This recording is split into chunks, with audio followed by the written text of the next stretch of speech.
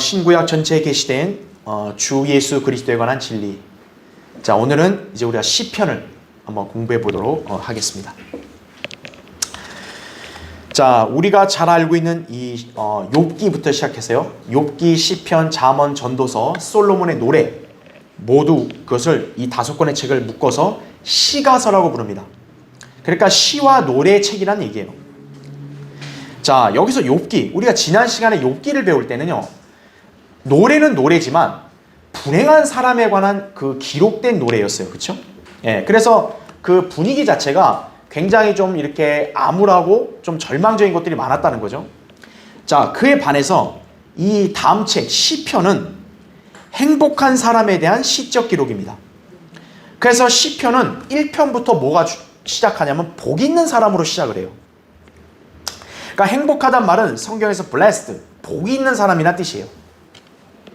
여러분은 복 있는 사람이라고 여러분 스스로 확신합니까? 그럼 여러분은 행복한 사람인 거예요. 자, 그래서 이 특별히 시편에서는요, 가장 시적인 아름다움을 발견할 수 있어요. 욥기부터 솔로몬 노래도 다 어떻게 보면 이제 문학성을 띤 시고 노래라 할 수 있지만, 그래도 최고의 시를 뽑으라고 한다면 당연히 시편이에요. 총 150편으로 되어 있는 이 시편은 굉장히 이 표현 자체가 문학성도 뛰어날 뿐만 아니라 또 중요한 게 뭐냐면 행복한 사람의 노래가 기록된 책이라는 거예요. 물론 시편을 보면요, 굉장히 고난 가운데서 이렇게 고통스러워하는 그런 절규, 울부짖음도 있어요. 그리고 어떤 죄 가운데 있는 성도의 참회의 시도 있어요. 그러니까 그거는 어떻게 보면 좀 행복한 것과는 좀 거리가 멀죠. 하지만 대체적으로 시편의 거의 많은 그런 내용들은 복으로 시작하고 찬양으로 절정을 이루고 또 결국 뭐냐? 찬양으로 끝납니다.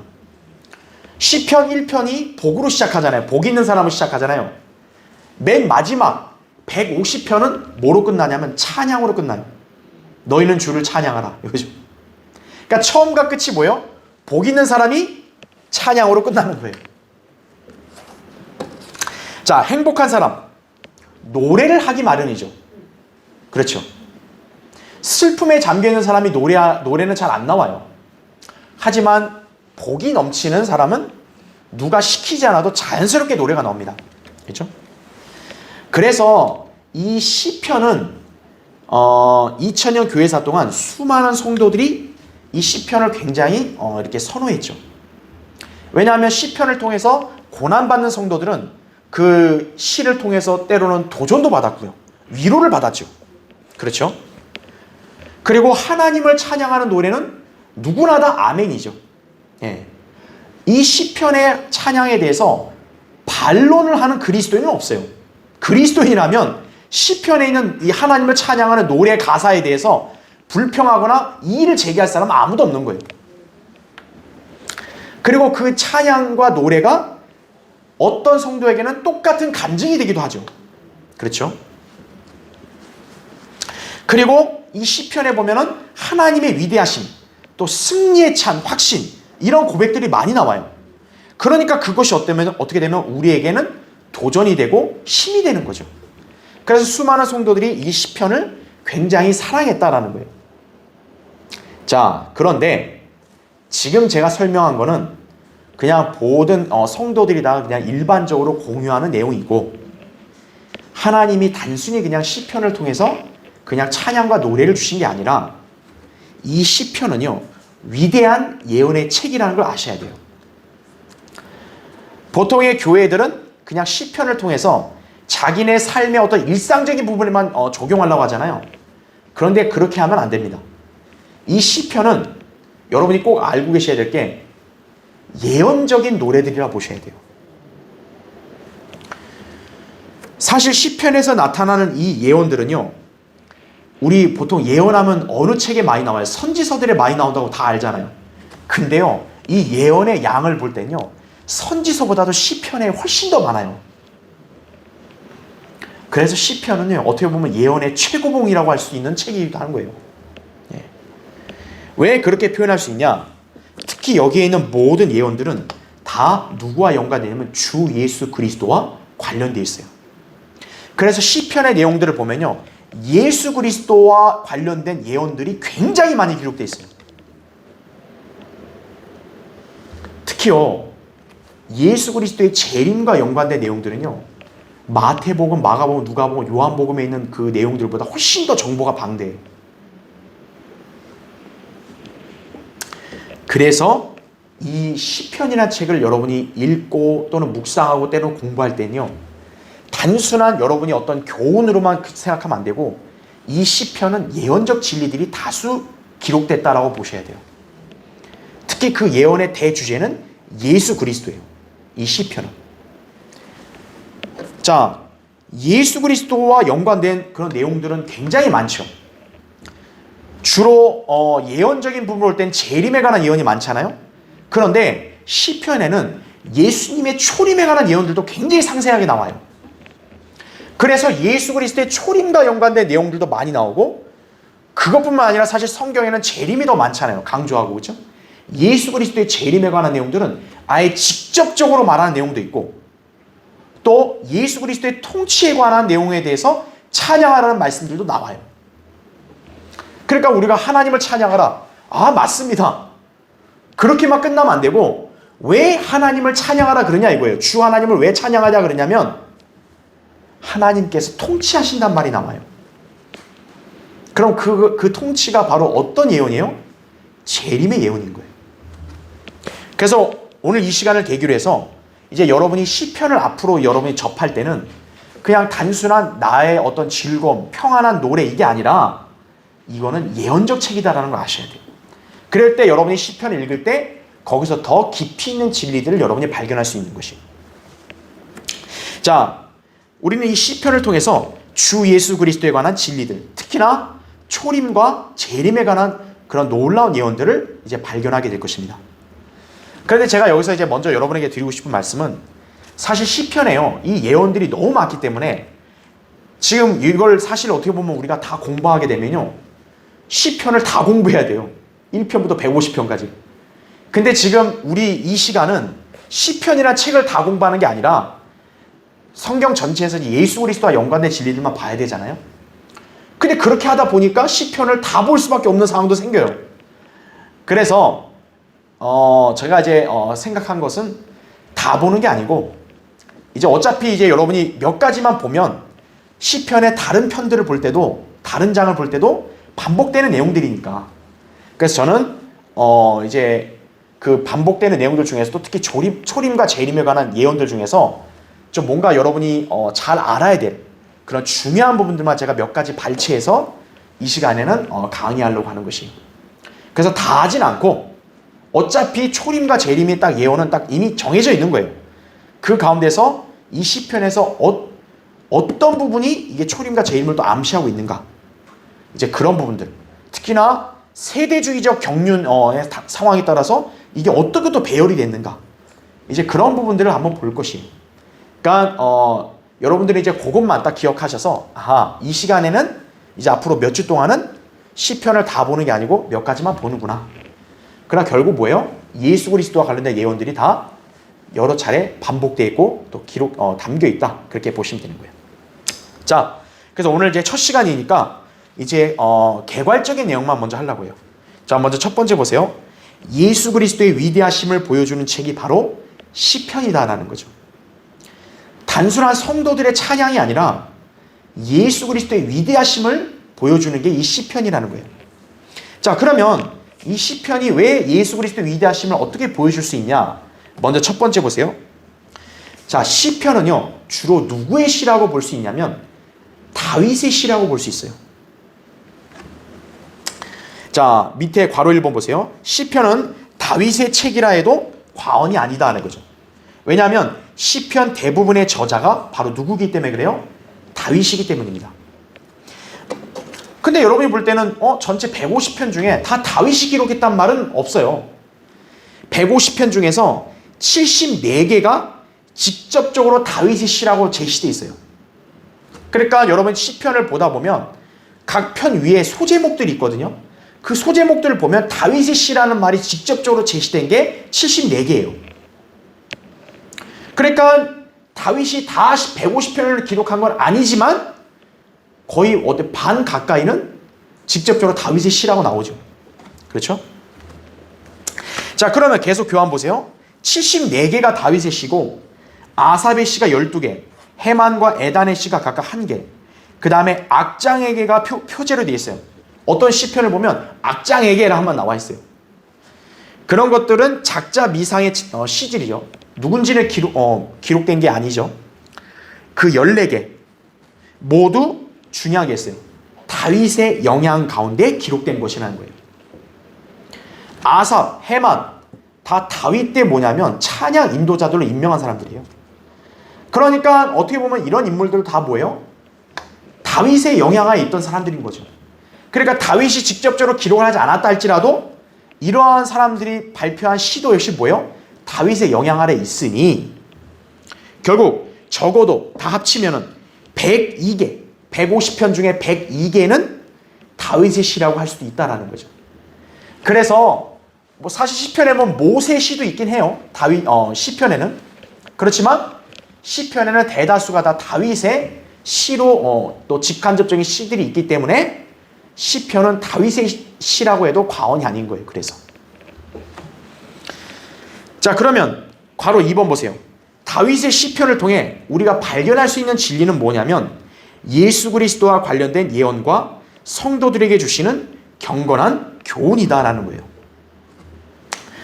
제가 예전에 한번 그 강의할 때 여러분 사무엘상하 강의할 때 한번 말씀드린 적이 있지만 이 시편에서 다윗이 자기의 상황에 따라 고백했는데 그게 마치 뭐하고 겹치는 거예요? 예수 그리스도의 상황과 겹친다고 제가 말씀드린 적이 있죠. 왜 그러냐면 다윗이 예수 그리스도의 어떻게 보면 가장 강력한 예표 중에 하나잖아요. 그렇죠. 그래서 성령님께서는 때론 다윗이 말씀한 시를 예수 그리스도에 관한 예언으로 이렇게 접목시킨 경우가 많다라는 거예요. 그래서 시편이 다윗의 시라고 했을 때 왜 예수 그리스도의 위대하심을 보여줄 수 있냐고 했냐면 바로 그 예수 그리스도가 다윗의 아들로시고 또 다윗이 예수님을 예표하니까 그 예수 그리스도와 연관된 예언들이 고스란히 시편에 제시되어 있다는 거예요. 그래서 우리는 시편에서 예수 그리스도와 그분의 성도들을 발견해야 한다는 거예요. 자, 그럼 밑에 괄호서 한번 보세요. 특별히 예수 그리스도는 시편의 대주제입니다. 그래서 그분의 생애, 인격, 사역 이거에 대한 예언에 있어서 시편은 여타 다른 예언서에 결코 뒤지지 않아요. 그러니까 우리는 예언을 하면 그냥 이사야부터 해서 뭐 예레미야, 에스겔, 다니엘, 호세아 이런 선지서들만 생각하잖아요. 그런데요, 사실 이 시편이라는 책은요, 그런 선지서들에서의 예수 그리스도와 연관된 그런 예언들 못지않게 더 많아요. 시편은. 그래서 아까 제가 방금 얘기한 대로 단순하게 재림만 있는 예언이 아니라 예수님의 생애에 관한 예언도 있고요. 또 인격에 관한 예언도 있고요. 예수 그리스도의 초림 때 사역에 대한 예언도 있어요. 그러니까 여러분은 시편을 읽을 때 그런 예언적 진리들도 딱 찾을 수 있어야 돼요. 그럴 때 여러분이 성경의 진리를 많이 공부하신 분들이 되는 거예요. 예. 그럴 때 또 성경을 더 잘 알 수가 있는 거예요. 예. 자, 많은 성경 연구가들은 시편에서 예수 그리스도와 관련된 시들을 특별히 또 뭐라고도 구분하냐면 메시아 찬양시라고도 해요. 예. 그렇게 해서 강조한다는 거죠. 예. 자, 그래서 다윗의 시라는 것을 통해서 우리는 시편이 예수 그리스도와 관련된 예언들도 많이 나온다라고 볼 수 있는 거죠. 자, 그러면 아까 제가 얘기한 대로 시편이 주로 예수 그리스도와 연관된 예언들인데 초림과 재림 두 개로 갈라지잖아요. 그렇죠? 자, 재림에 관한 예언들도 너무 많으니까 여기서 뭐 굳이 다 할 필요 없고 앞으로 이제 할 거고요. 이 시간에는 개괄적으로요. 개괄적으로 초림에 관한 예언들이 어떤 주제의 예언들이 있는가 한번 보려고 해요. 자, 교환을 보세요. 거기 두 번째 나오죠.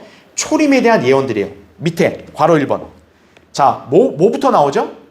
탄생입니다. 시편 2편 7절. 여러분 있어 한번 찾아볼까요? 시편 2편 7절. 자, 시편 2편은요. 다음 시간에 제가 할 거예요. 시편 2편. 벌써 초반부터 뭐냐면 그리스도께서 왕으로서 천년 통치하는 게 나와요. 벌써 2편부터. 그러니까 이 시편이 얼마나 예언적인 책인지를 여러분 잘 아셔야 되는 거예요. 자, 시편 2편 거기 7절을 보세요. 2편 7절에 내가 칙령을 선포하리라 주께서 내게 말씀하시기를 너는 자 뭐라 그러죠? 내 아들이라 오늘 뭐라 그래요? 내가 너를 낳았노라 이거죠. 자, 제가 좀 전에 얘기한 대로 시편 2편 자체가 재림인데 그 중에 중간인 7절에요. 갑작스럽게 하나님께서 너는 내 아들이라 오늘 내가 너를 낳았다 이 말씀을 하세요. 그 칼빈을 위시해서 이 엉터리 그 주석가들 특히 이제 그 여호와의 증인들 이 구절을 갖고 어때요? 예수님을 피조된 신이라고 얘기하는 거죠. 하나님이 내가 널 낳았다 이렇게. 근데 이거는 예수님이 피조된 걸 말하는 게 아니고 동정녀 탄생을 말하는 거예요. 네. 그러니까 동정녀 탄생은 초림 때 있었던 일이죠. 그렇죠? 그러니까 초림 때의 예언을 갑자기 중간에 나와버린 거예요. 그러면 왜 재림에 관한 예언들을 기록한 2편에서 갑자기 초림에 관한 예언이 불쑥 등장했냐 이거예요. 그 이유는 바로 이 시편 2편에 바로 이 통치하실 왕이 바로 누구라는 거예요? 처녀에게서 나신 독생자라는 것을 알려주려는 거예요. 그래서 여기 예수님의 동정녀 탄생이라는 예언이 갑자기 느닷없이 중간에 튀어나온 이유가 바로 그건 거예요. 그러니까 이 편 전체가 바로 그 철장으로 다스릴 왕이 예수 그리스도인데 바로 그분이 누구라는 거죠? 초림 때 처녀에게서 낳은 독생자다라는 것을 알려주려고 여기에서 중간에 넣었다라는 것이에요. 자, 벌써 우리는 예수님의 탄생에 대한 예언이 시편에 나오는 걸 봤죠. 그렇죠? 자, 밑에 괄호 2번 보세요. 순종에 대한 내용도 나옵니다. 여러분, 예수 그리스도가 초림 때는 주로 뭐 하신 거예요? 순종하셨잖아요. 그렇죠? 자, 시편 40편 한번 보세요. 시편 40편.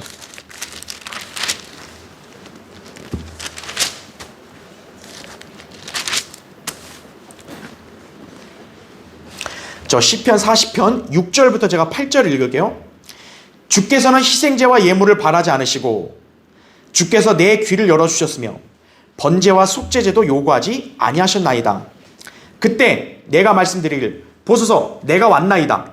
나에 관하여 기록한 것이 두루마리 책에 있나이다. 오 나의 하나님이여 내가 주의 뜻 행하기를 기뻐하오니 정녕 주의 법이 나의 마음속에 있나이다라고 하였나이다 라는 거죠. 여러분 이 기록 어디서 좀 많이 본 것 같지 않으세요? 여러분 이거 빨리 연상해야 성경을 여러분이 많이 공부했다는 그런 표식인 거예요. 여기 시편 40편 지금 6절에 보니까 희생제 예물을 바라지 않으셨다 그랬죠. 신약에서 예수 그리스도의 희생제와 예물을 강조한 책이 어디예요? 히브리서죠. 지금 이 구절은 히브리서에서 인용했거든요.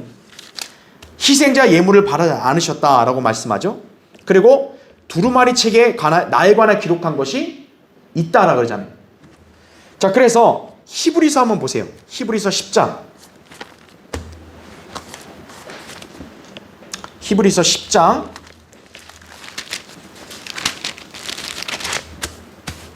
5절을 보세요. 5절.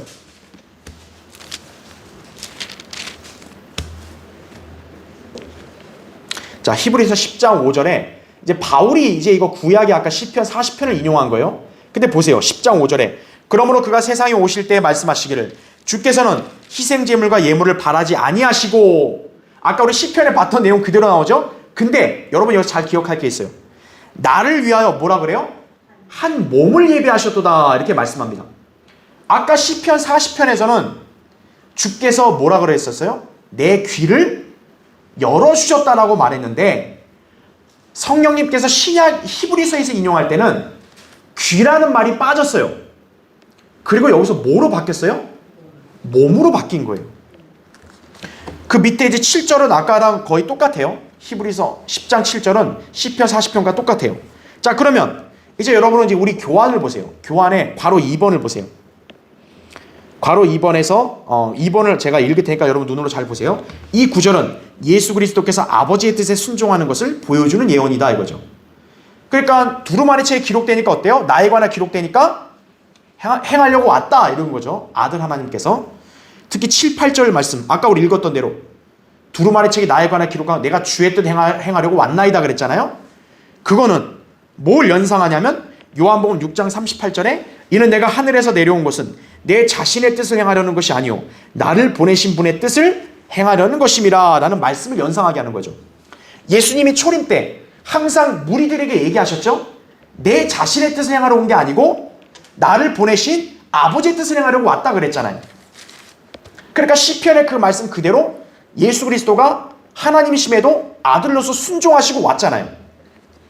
자, 그래서 그걸 연상하게 하는데 한 가지 특이한 점, 아까 제가 얘기한 대로 시편에서는 귀라고 말했고요. 히브리서에서는 몸으로 말했어요.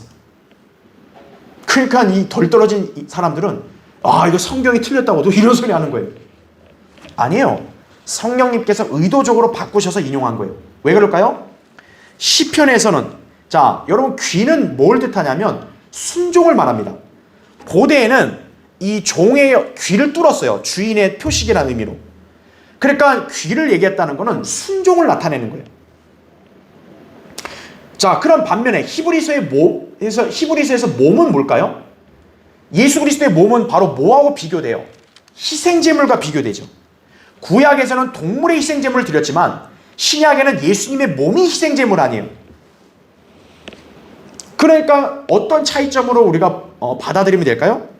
시편에서는 아들 하나님이 그냥 순종하는 모습을 강조했다고 보면 되는 거고, 히브리서에서는 그 순종의 일환으로 뭐예요? 자신의 몸을 제물로 드린 것을 강조했다고 보면 되는 거예요. 그러니까 강조점이 쉽게 말하면 이 바라보는 관점, 측면이 다르니까 성령님께서 단어를 바꾸신 것뿐이에요. 결국 똑같은 건데 시편에서는 그냥 아들 하나님이 전반적으로 순종하는 모습을 초점을 맞추니까 귀를 쓰신 거고, 히브리서는 순종의 일환으로 하나님은 구약의 동물의 희생제들을 기뻐하지 않으시니까 아들 하나님의 몸을 기뻐하시니까 어때요? 아들 하나님이 순종하심으로 해서 어때요? 자기 몸을 드렸다. 이거를 초점을 맞추니까, 포커스를 여기다 맞추니까 히브리서는 몸으로 기록된 거예요. 그 차이점을 기억하시면 되는 거예요.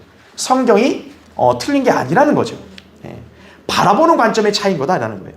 그러니까 결국에는 맥락은 똑같은 거예요. 그렇게 보시면 돼요. 자, 순종이 나왔어요. 그 다음에 괄호 3번 성령 충만입니다.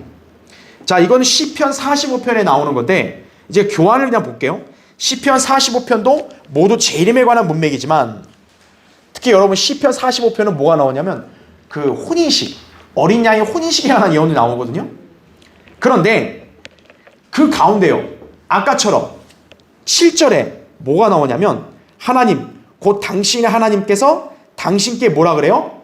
기쁨의 기름을 부어 당신의 동료들보다 위에 두셨나이다 라고 말씀합니다. 자, 이 구절은요, 예수 그리스도께서 성령이 임하신 모습을 보여주는 거죠.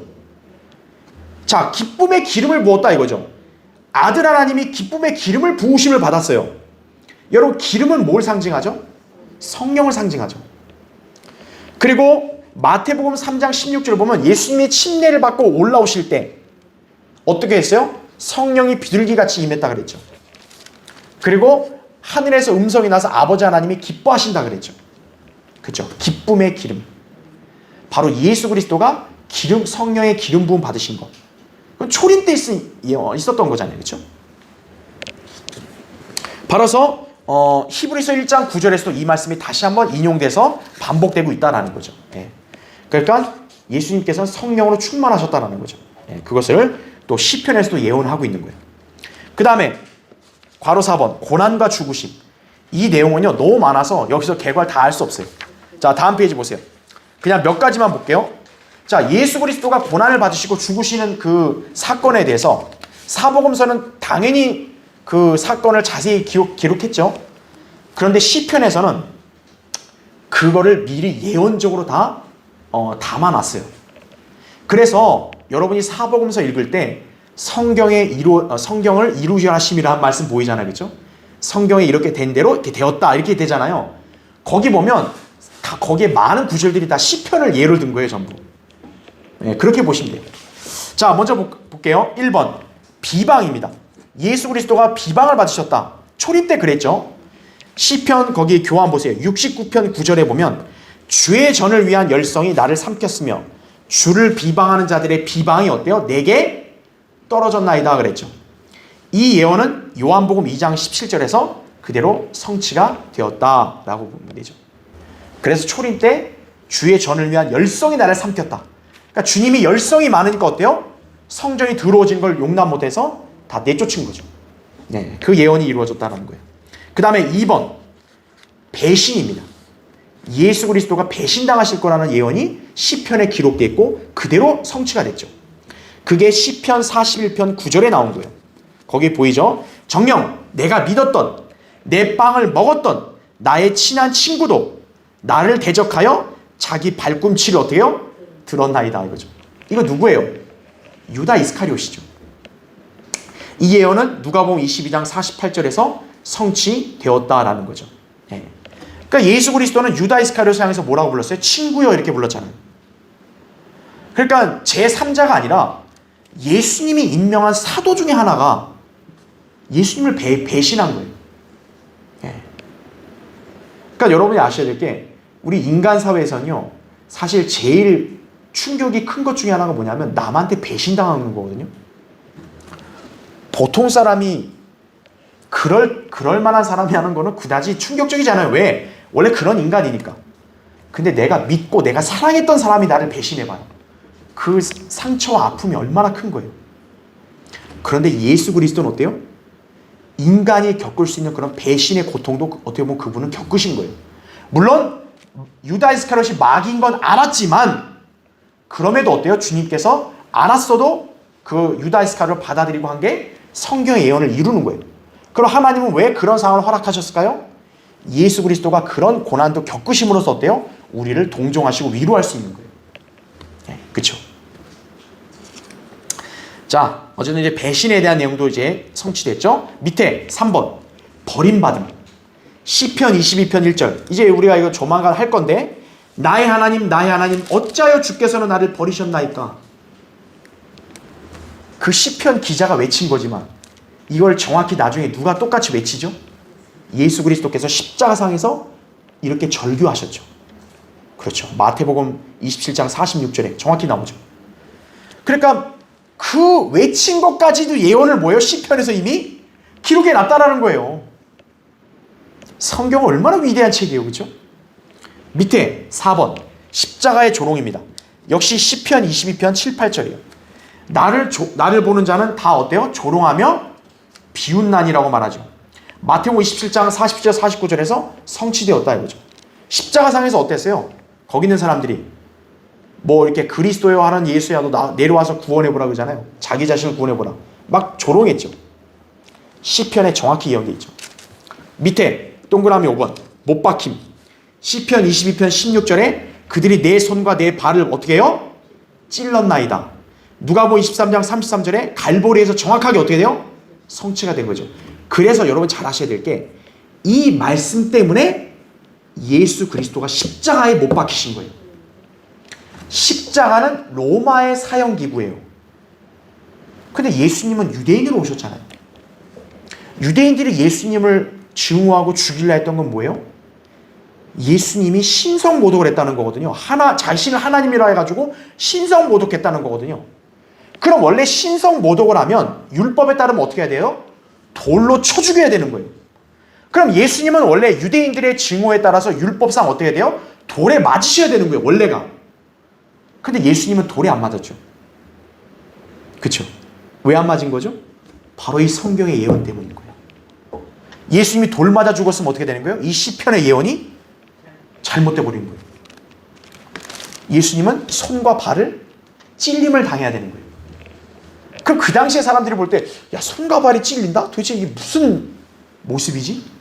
그 당시에 사람들은 이해가 안 될 거 아니에요. 예수님 초림 때 되니까 어떻게 돼요? 십자가로 딱 맞아떨어지는 거죠. 그죠? 자, 그 다음에 밑에 6번 보세요. 옷을 나누는 것도 예언되어 있어요. 그게 시편 22편 18절에 그들이 그들 가운데서 내 겉옷을 나누고 내 속옷을 제비 뽑았나이다. 요한복음 19장 23, 24절에 정확히 성취됐죠. 예수님이 십자가 매달렸으니까 옷을 갖다가 제비 뽑아 나눠서 가졌죠. 7번 뼈가 부러지지 않았다 이거죠.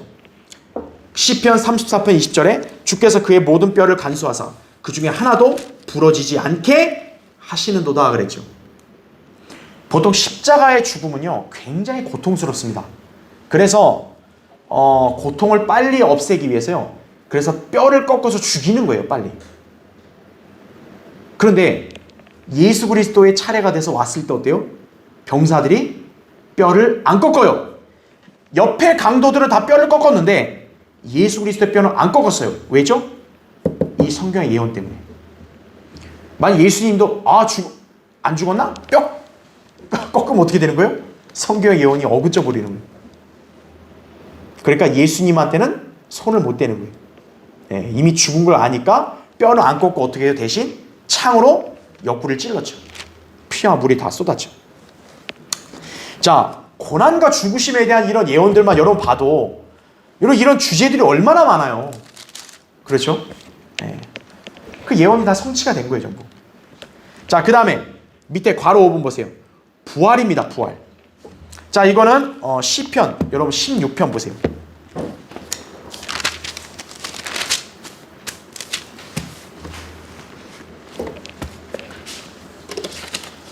시편 16편 거기 10절을 보시면요,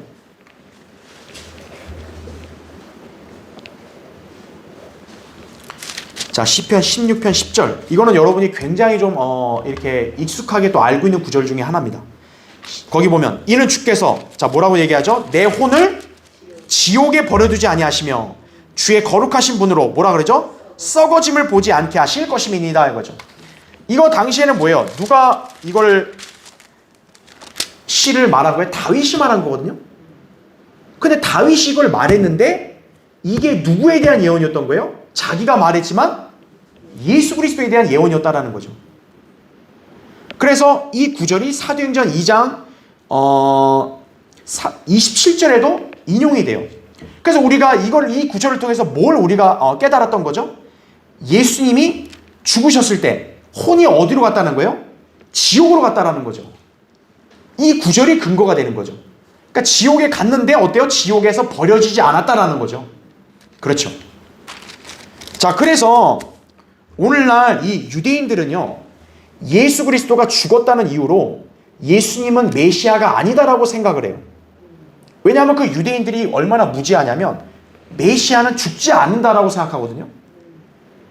근데 아니에요. 메시아는 죽지 않는 게 아니라 죽었다가 어떻게 다시 부활한다라는 거예요. 그걸 모르는 거예요, 유대인들은. 지금 이 구절도 보면 주의 거룩하신 분으로 썩어짐을 보지 않게 하실 것임이라고 했잖아요. 이건 다윗에게 해당될 수 없어요. 왜죠? 다윗은 죽었잖아요. 그렇죠? 그 몸은 썩었잖아요, 분명히.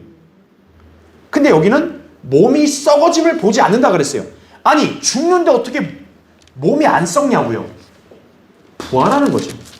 그러니까 이 구절은 바로 어때요? 동시에 예수님이 지옥에 갔다 온 것도 되지만 동시에는 뭐예요? 예수 그리스도가 부활하셨다는 걸 예언하는 거죠. 그래서 고린도서 15장 53절에 보면 우리 믿는 성도들도 어때요? 주님처럼 썩지 아니할 몸으로 일으켜진다 그래, 변화된다 그랬죠. 예. 그 말씀이 바로 여기서 나오는 것이. 자, 그 다음에 다시 교환 보세요. 교환의 괄호 6번 승천에 대한 예언이 나옵니다. 시편 68편 18절에 승천이 나와요. 주께서 높은 곳으로 오르시고 주께서 사로잡힌 자들을 잡아가셨으며 라고 말합니다. 여러분, 이 구절 보니까 뭔가 떠오르는 거 없어요? 에베소서 4장 8절에 주님께서 어떻게 된다 그랬어요? 그 밑에서부터 사로잡힌 자들을 사로잡아서 데리고 가셨다 그랬죠. 그렇죠. 구약 성도들 데리고 가셨다 그랬잖아요. 그렇죠. 사도행전 1장에서는 그분의 승천을 자세하게 또 보여주죠. 예. 그러니까 예수 그리스도가 처음 부활해서 막달라 마리아에게 나타날 때는 나를 만지지 마라 그랬어요. 내가 내 아버지께 갔다 오지 않았다 그랬죠. 근데 그 이후에 마태복음 28장에서 여인들을 다시 만날 때 여인들이 예수님의 발을 붙잡고 경배를 했어요. 그때는 만졌단 말이에요. 그럼 왜 만지지 말라고 만지라고 했겠어요? 그 사이에 갔다 오신 거죠. 예. 사로잡힌 자들 사로잡아 올라가셨다라는 거죠. 그리고 사도행전 1장에서는 그분께서 승천하셨죠. 그래서 여기 나온 대로 높은 곳으로 오르시고라 그랬잖아요. 시편 68편에서 주님이 높은 곳으로 올라가셨다. 승천하신 거죠.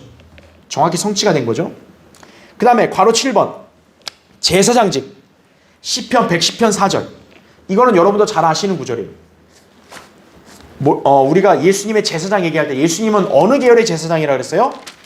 레위가 아니라 그랬죠. 이스라엘 레위 계열이 아니라 멜키세덱의 계열이라 그랬어요. 그렇죠? 그래서 주께서 맹세하셨으니 후회하지 아니하시리라. 너는 멜키세덱의 계열에 따른 영원한 제사장이라 하셨도다. 이렇게 말씀하는 거죠. 그래서 예수님은 구약의 아론의 제사장직과는 다른 제사장이라는 거예요. 자, 그것을 우리가 어떻게 할 수 있냐면 히브리서 9장 10장에서 너무나도 자세하게 기록했고 우리가 그동안 많이 배웠죠. 그래서 구약의 제사장들 어때요? 동물의 피를 가지고 계속 제사를 드렸잖아요. 하지만 예수 그리스도는 어때요? 자신의 몸을, 자신의 피를 가지고 와서 한 번 속죄로 단번에 영원한 구속을 이루셨죠. 예.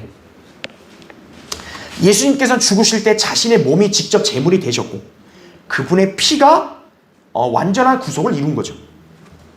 그럼 그게 왜 가능했던 거죠? 주님이 레위, 아론의 계열에서 나온 게 아니라 멜키세덱의 계열에서 나왔기 때문에 가능한 거예요. 그래서 영원한 제사장이 될 수 있는 거죠. 자, 현 교회 시대 주님은 성도들을 위한 대제사장으로서 역시나 사역하고 계시죠. 지금도. 그렇죠? 자, 제사장직에 대한 예언도 역시 어디서 나오는 거예요? 시편에서 나오는 거예요. 그 다음에 8번째, 그 8번 보세요. 괄호 8번에. 주님은 또 뭐에 대한 예언도 나와요? 목자, 양들의 목자라는 대한 예언이 납니다. 이건 우리가 너무 잘 알죠. 시편 23편. 주는 나의 목자시니 내가 부족한 것이 없으리로다 이거죠. 이 아름다운 시편은 예수 그리스도께서 우리의 선한 목자이심을 노래하죠. 그래서 요한복음 10장 11절에도 나는 선한 목자라 그랬죠. 선한 목자는 양들을 위하여 자기 생명을 내어놓는다 이렇게 말씀했죠. 그래서 주는 나의 목자시니 이게 요한복음 10장에 선한 목자이신 예수 그리스도에 대한 예언의 성취를 보여주는 거죠. 물론 교리적으로 또 예언적으로 볼 때는 예수 그리스도는 이스라엘의 목자이세요. 하지만 영적으로는 어때요? 이 교회 시대 우리 그리스도인들의 목자장도 되신다라는 거죠. 네. 자, 이처럼 초림에 관한 예언들은 너무 많은데 초림에 관한 예언들은 그 외 다른 시편에도 많이 있는데 우리가 내용을 좀 구분해서 정리하면 이런 다양한 내용들이 시편에 다 있다라는 거예요. 그러니까 사복음서에 보면은 이러이러한 예수님에게 일어난 이런 여러 가지 사건들을 얘기하면서도 성경에서 뭐 이러이러한 말씀대로 이루어졌다 이렇게 한 게 시편에 많이 나온다라는 거죠. 예. 그 시편은 그래서 단순한 노래가 아니라는 거예요. 예언의 책이라는 거예요. 자, 밑에 세 번째 보세요. 재림에 관한 예언들. 자, 초림도 이렇게 많은데 그럼 여러분 재림은 진짜 얼마나 많겠어요? 시편에. 그렇죠? 자, 밑에 보세요. 괄호 1번. 시편의 많은 예언들이 주로 대환란과 재림에 초점이 맞춰져 있다 이거예요. 이스라엘은 대환란의 고통 중에 주님께 부르짖을 것이에요. 그래서 대환란 성도들의 기도와 부르짖음이 시편에도 나와요. 그래서 막 고난 가운데 절실하게 기도하는 거 있잖아요. 보통 그게 우리가 고난 중에 힘든 성도들이 위로받지만 사실 예언적으로 볼 때 그 기도는 환난 성도의 기도에 예언적으로는. 자, 부르짖을 거고 주님께서는 어때요? 재림하셔서 그 이스라엘을 어떻게 하는 거예요? 도우실 것이다라는 거죠. 시편 24편 10절에 그렇게 나온다는 겁니다. 그 다음에 괄호 2번. 또한 아마겟돈 전쟁과 승리하시는 그리스도의 모습이 드러나요.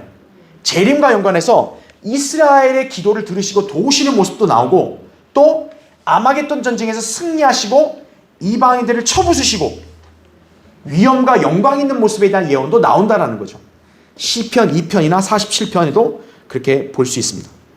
그 다음에 괄호 3번 보면 특히 재림과 연관해서 자, 어떤 게 나오냐면 과거의 역사적인 사건이 있죠. 그거를 비유로 해가지고 또 나와요. 바로 뭐냐면 출애굽하고 광야 생활한 거 있죠. 그거를 다시 얘기해요. 비유로 얘기해서 얘기해요. 왜일까요? 그게 재림 직전에 다시 한번 어때요? 반복되기 때문이에요. 시편 78편. 그래서 제가 예전에 한번 강의했잖아요. 출애굽하고 나서 광야 생활. 그게 뭐라 그랬어요? 이렇게 대환란 때 다시 한번 재현된다 그랬죠.